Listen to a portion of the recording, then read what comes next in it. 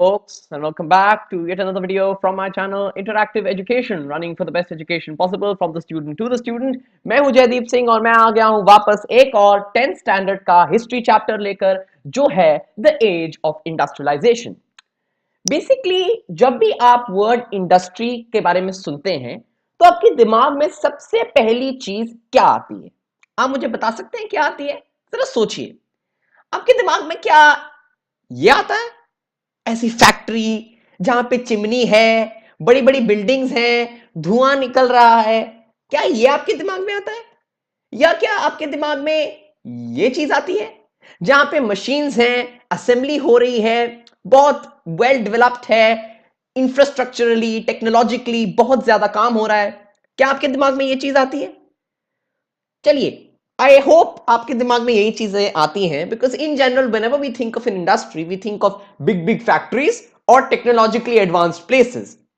लेकिन जरा आपके दिमाग को जरा ओपन कीजिए और एक नई चीज सीखिए। जब मैं वर्ड इंडस्ट्री का नाम लेता हूं तो क्या आपके दिमाग में ये आएगा जहां पे बूढ़ी लेडीज हैं, कुछ चरखे चला रही हैं, कुछ पता नहीं कुछ और काम कर रही हैं, they are basically weaving fabrics, अगर आप देख सकते हैं यहां पर। क्या आपके दिमाग में कभी ये बात आई है जब मैं इंडस्ट्री वर्ड का नाम लेता हूं?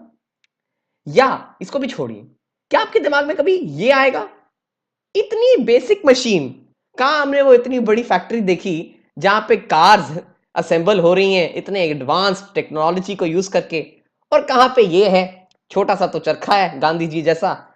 कहां ये इंडस्ट्री बनाएगी? फ्रेंड्स, इसी चैप्टर के द्वारा, इसी चैप्टर की यूज से हम इस सोच को तोड़ने वाले हैं। इंडस्ट्री की रेवोल्यूशन और इंडस्ट्री का डेवलपमेंट अपने आप में ही एक बहुत बड़ी हिस्ट्री है, और वही चीज हम इस चैप्टर में एनालाइज करने वाले हैं। इस चैप्टर को हम टोटल 6 लेक्चर्स में कवर करेंगे। पहला लेक्चर होगा बिफोर द इंडस्ट्रियल रेवोल्यूशन। इसमें हम पढ़ेंगे कि कैसे इंडस्ट्रियल रेवोल्यूशन से पहले प्रोटो इंडस्ट्रियलाइजेशन का कॉन्सेप्ट होता था, घरों में इंडस्ट्रीज चलती थी, और कैसे फैक्ट्रीज का एस्टैब्लिशमेंट ग्रेजुअली आया। नेक्स्ट में हम पढ़ेंगे hand labour and steam power. Hand labour and steam power में बेसिकली हम पढ़ेंगे कि कैसे हैंड लेबर और स्टीम पावर, इन चीजों में डिफरेंस आया, कैसे हैंड लेबर का यूज होता था, कैसे स्टीम पावर का यूज होता था, और कैसे gradually hand labour steam power से रिप्लेस हुई। उसके बाद हम देखेंगे इंडस्ट्रियलाइजेशन इन द कॉलोनीज, जहां से हम पढ़ेंगे इंडिया में इंडस्ट्रियलाइजेशन के बारे में।